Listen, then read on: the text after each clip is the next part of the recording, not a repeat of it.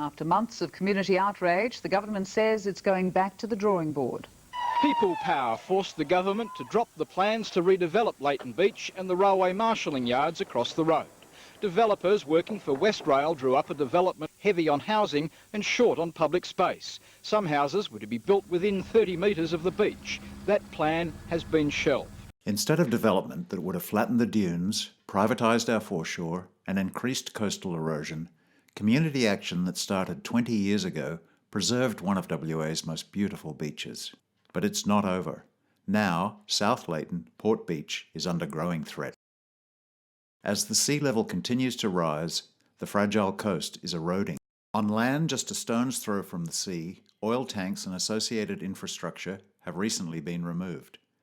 It's vital that we convert this area into a public foreshore with protective dunes and open areas, or we'll lose the beach. Developers also have their eyes on the land and have already been lobbying government to zone it urban. So we need to act now. Instead of just wall-to-wall housing, we now have a once-in-a-century opportunity to create a coastal park for the whole community. Would you like to see a coastal reserve that extends north to finish the job and honours the commitments of previous governments? The campaign to Save Leighton started nearly 20 years ago.